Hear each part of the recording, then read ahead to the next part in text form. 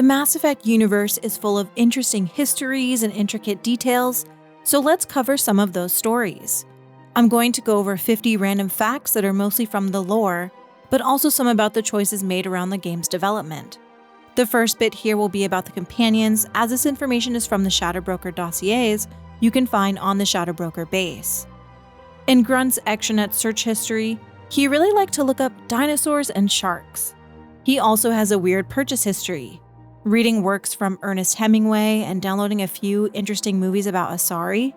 First, Asari Confessions 26 True Blue, and Vania, a romantic movie about two Asari falling in love, which was considered taboo in Asari culture.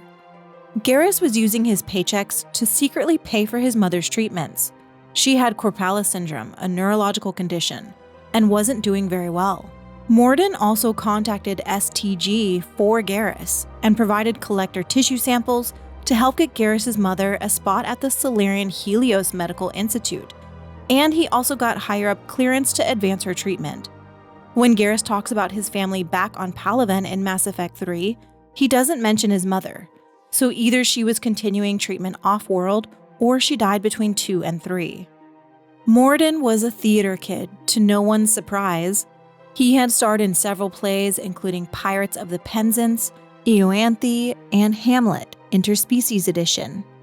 Jack was banned from Galactic Champion Poker 2100 after 15 minutes due to altercations with other players.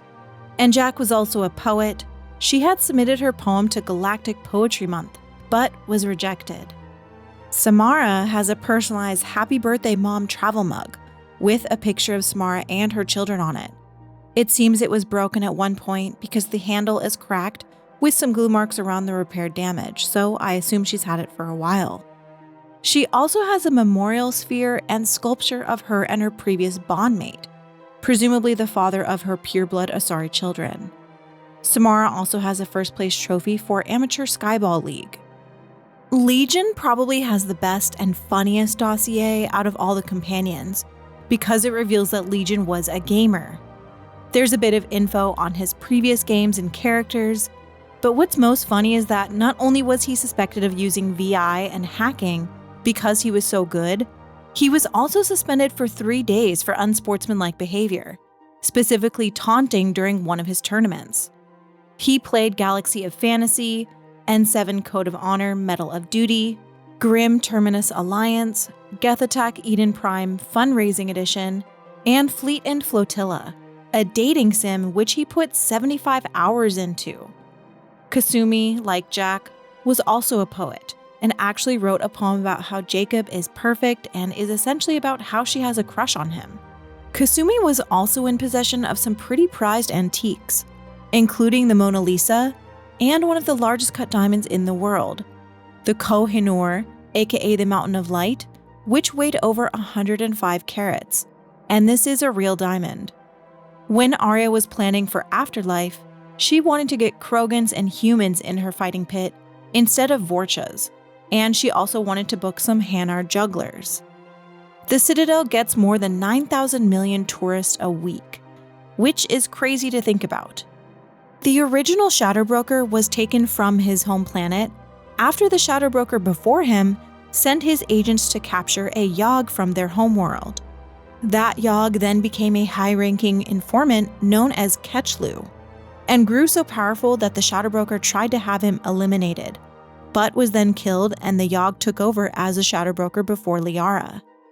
The Shadow Broker dossiers also have some information on Cerberus activities since their founding in 2157. A few of their crimes include assassinating Pope Clement XVI via rosary beads coated with poison for political gain, creating a biotic interrupter called Omega Enkephalin, and using it on matriarch Tila Iraza for political gain, and a slew of murders and manipulation of media for political gain. To no one's surprise, Cerberus was heavily involved in manipulating the media and politics, but they also unleashed a Thresher Maw on the human colony of Akuz, just to see what would happen. The portion about the Elusive Man reveals that he plays Skyball every day and has 5 consecutive days of perfect games. His dossier also has a list of his friends with benefits, including Sonny Shalani, Ilium Entertainment's sexiest human alive, and matriarch Trelawney twice. So apparently the elusive man had some game. And now onto some other random lore bits from the game, which most of this I found from the Cerberus Daily News Post. There is a 14-hour Elcor-only production of Hamlet. It went on to win many awards. There is also a movie about Shepard's involvement in the Eden Prime War, titled Citadel. The New York Giants defeated the Beijing Dragons 24-19 in Super Bowl 219, thanks to a Krogan quarterback named Bragus Thule. On Earth, a legal case called Ford versus Huerta involved President Huerta, who was the first human leader that used reconstructive data storage to prolong his brain functions. Vice President Ford fought to declare that the last year of his term was illegitimate because his brain functions were being done on a computer. The Systems Alliance ruled in favor of President Huerta. This decision erupted a mass wave of protest. The Asari have a holiday called Janeirus, a springtime fertility ritual that marks the new year. The Asari wear flower wreaths and exchange them amongst friends and lovers. There was also a new religion that was becoming popular around 2183, Dalamitrians. This religion was gaining traction on Earth, Palaven, and Manovi, and is based on the Church of the Divine Plan. This religion's base is that the Citadel was constructed by the Protheans as a space ark, used to preserve life when gamma rays burst and other lethal space weather sweeps through the galaxy, exterminating all but the faithful. They prophesied that the disaster would strike at the near end of the century, and that the Citadel Council is criminally liable for refusing to import species DNA to the space station. At the time of this reporting, the religion was classified as a cult, but the church was growing with their annual income already nearing 900 million credits. All of the endings had some kind of major blast that originated from the Citadel, just like their religion. So their prophecy essentially came true. It would be really interesting to see this explored in the next game, considering their religion is based upon the Reapers and their attempt at harvesting the galaxy's races. Due to Element Zero becoming so cheap, a new sport called densing became popular amongst young people of all species. Competitors wear Mass Effect field generators turned up twice their normal amount and attempt to shove the other opponents out of the ring. There is also a Superman Easter egg, planet DC 1938, which is a small planet that exploded and left one survivor. 1938 is the year Superman was introduced to the DC universe, and the sole infant survivor was picked up by a human cruiser named MSV Kent, aka Clark Kent. This next random lore tidbit is a bit of an icky one, and I had to read it a few times to make sure I was reading it correctly. But on Thessia, 17 students were suspended from Arana University after holding a human history-themed costume party. The Asari students dressed up as Hitler, Elizabeth Bathory, Caligula, and Pol Pot. They ate a cake shaped like a suicide bomber, and humans were not invited or welcomed at this party. The Ralloi were a bird-like race that made Citadel contact in 2185. But unfortunately, shortly after being welcomed to the Citadel, they were infected with a bird flu and had to wear spacesuits and remain isolated. When they learned of the incoming Reaper threat, the Ralloi retreated to their home planet, destroyed all satellites and forms of travel and communication in an attempt to trick the Reapers into thinking they were essentially not advanced enough for harvesting. And we don't know the fate of the Ralloi. But I do wonder if there is any in this art from N7 Day. In an apparent bid for self-preservation, the entire Ralloi delegation has left the Citadel. In parting, Representative Arika said, "We have no wish to battle those who have yet to wrong us, nor have we the capability. The Ralloi plan to destroy all artificial satellites and observation equipment they currently have in orbit. They say the Reapers will see them as a pre-spacefaring civilization and spare their planet. The Ralloi species made first contact with the Asari and were formally welcomed into the galactic community last year. From across the Milky Way, This is the Alliance News Network. Ilium clubgoers were using body modifications, known as cytotics, where they inserted a capsule under their skin. The capsule would react to audio frequencies and would light up. Most often, the color purple would light up to mimic biotics. Ilium also had its own fashion week, and there was a Galactic Music Video Awards. There was also a 1.5 billion credit prize lottery won by a Hanar called Brimiel. He donated the entirety to relief funds for the Hanar planet world Bilan, which was devastated by the passing of a comet that severely affected the planet. A plastic surgeon on Earth was arrested for murdering over 30 Asari for their telomerase, their natural substance that slows down their aging process. A bubble city concept was conceptualized in 2186. The city itself would be intended to house all races and was built to accommodate Volus-sized bodies to Krogans. These experimental cities were intended to be unveiled in the 23rd century.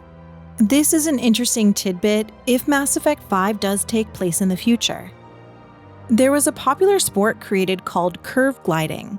On the Citadel, a glider straps a power cell to a specifically designed pressurized glider suit, jumps from a high altitude point, and follows the curve of a ward as far as possible before having to land. Of course, this is dangerous, and C-Sec was arresting these gliders. If you remember this suspicious Turian from the Citadel DLC, he actually has a pretty extensive backstory that was revealed in the Cerberus Daily News articles.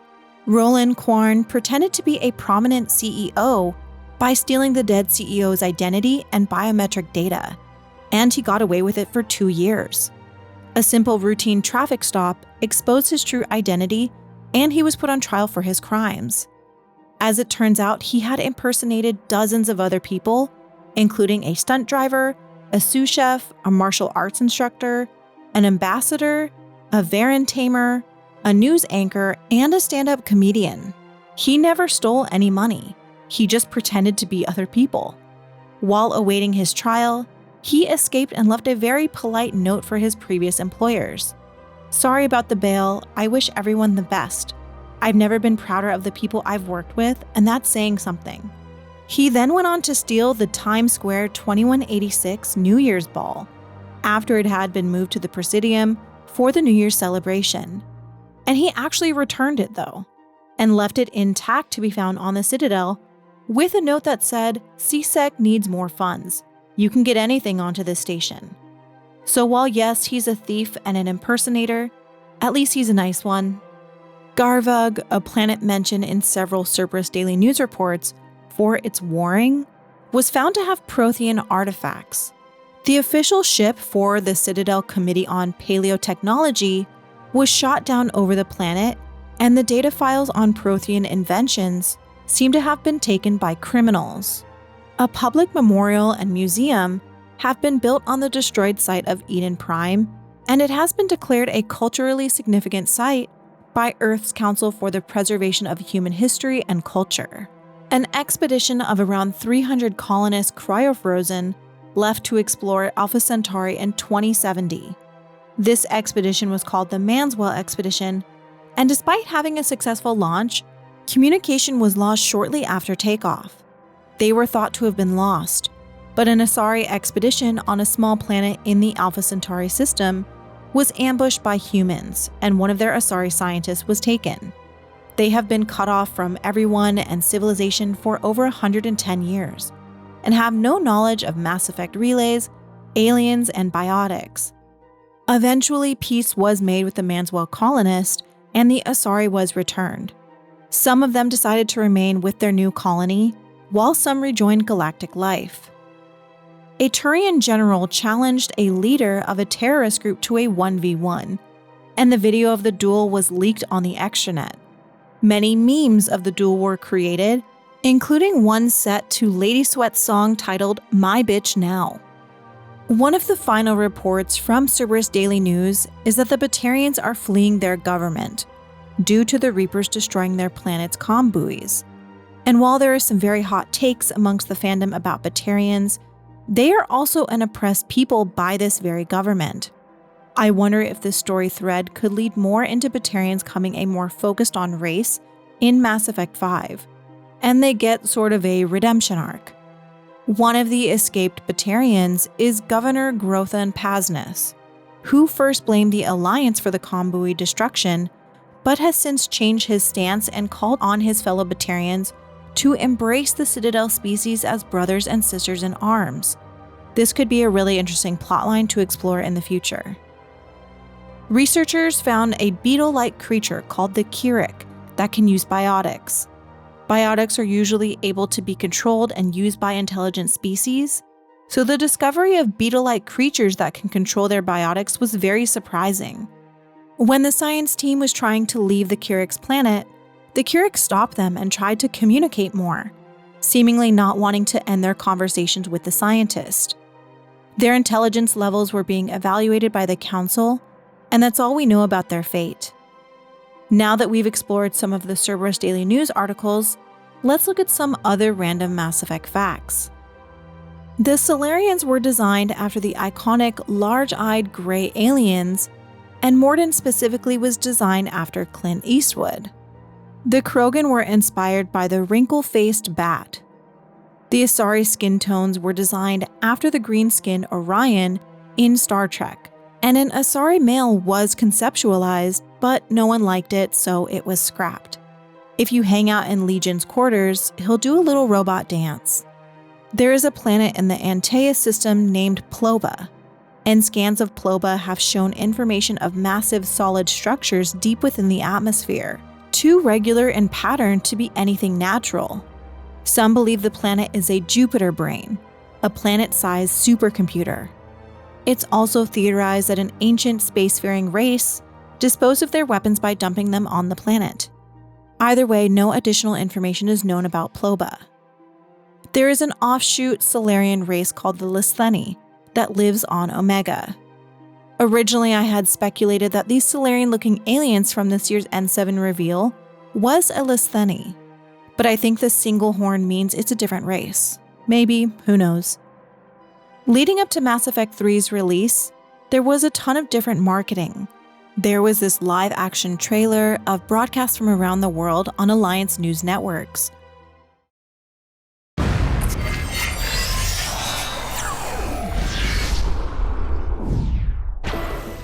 Good morning. It's Monday, June 6th, and protests continue into their... Doctor, how exactly are you defining en masse? Are we talking about hundreds of ships here? No, we're talking about thousands, actually. So is it your opinion, then, that this is, in fact, a preparation against a legitimate attack? I really wouldn't lend any credence to reports of mythical sentient warships coming to kill us.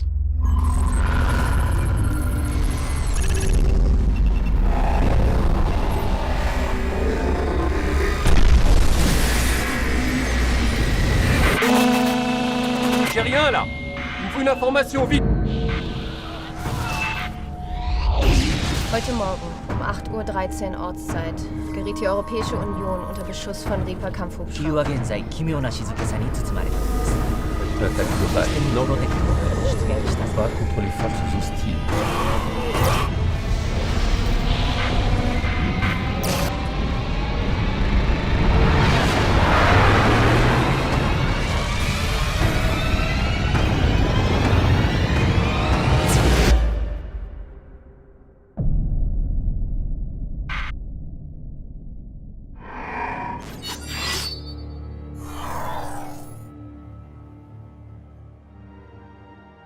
Aside from this trailer, there were also tweets from the Omega fights, where the Talons were fighting off Cerberus. And I'll link the tweets below because they're pretty interesting to look back on and they are canon. It's also funny to think that they used Twitter in 2012 as marketing because Twitter wasn't very big back then, and majority of the tweets have very few likes on them. Leading up to Mass Effect 3's launch, Emily Wong was live tweeting the events leading up to the game's story.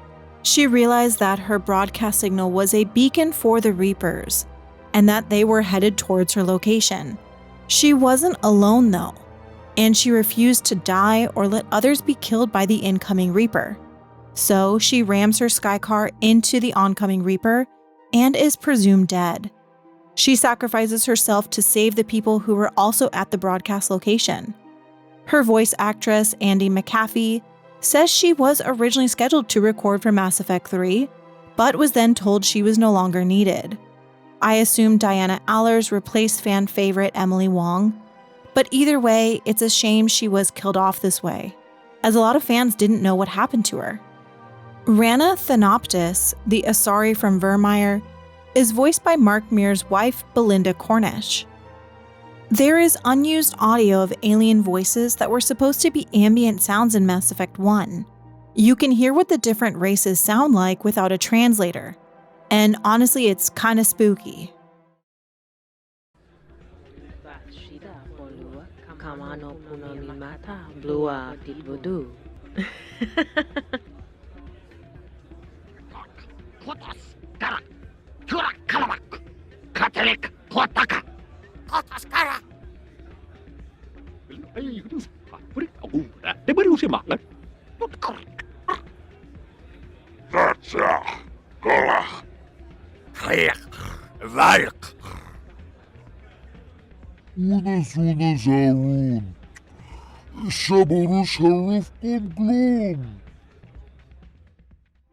Captain Anderson was originally the main character of Mass Effect.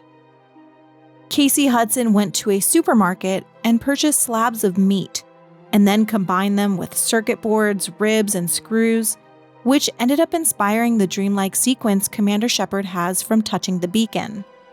Jack's tattoos on her arm features different versions of her concept that were scrapped. They are known as the Murder Sisters.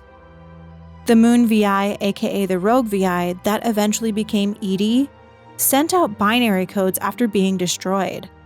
They translated to say help 4 different times. Sid Mead, who was well known for his visual futuristic art, helped shape Mass Effect. Mead was instrumental in the conceptualizing of science fiction and helped shape the worlds of Star Trek, Blade Runner, Tron, Aliens, many more, and of course, Mass Effect. You can see the direct inspiration in places like the Citadel and also the Mako, and Derek Watts, who is the lead art director for Mass Effect 5, was heavily inspired by Mead throughout making the original trilogy, and the callbacks to Mead's work are very obvious once you look for them. And lastly, one final fact. If you get the artifact from Sha'ira and you see a vision from the beacon, this vision is of a caveman whose experiences you're reliving. The caveman is abducted by Protheans and is then implanted with a device under their skin, so that the Protheans could monitor the caveman's life remotely. And there's still a ton I didn't cover since there's so much information in the expanded media found in Mass Effect. So go to the Shatterbroker's base and check out the dossiers yourself. And you can find all the Cerberus Daily News articles on the Mass Effect wiki. If you're interested in more lore about Mass Effect that you might not know, check out my Mass Effect Aliens video where I go over the Ralloy, virtual aliens, Kirik, and other known races that we haven't met yet. And I'll be doing more videos like this in the future. There's only so much we can theorize on Mass Effect 5, considering we have so little and the game is so far out. So let me know what lore-related aspects you'd also like me to cover alongside my Mass Effect 5 theories. I'm currently working on my next Mass Effect 5 theory, where I go over everything we've been shown, and also working on an Andromeda random facts video. So be on the lookout for those. And a special thank you to my channel members for all your support. Thank you to all the viewers for all the subscriptions, likes, and comments. My channel grew more than I had ever expected. So let me know which facts you found the most interesting and share any other interesting facts that you know in the comments. Thank you for watching and Happy New Year's.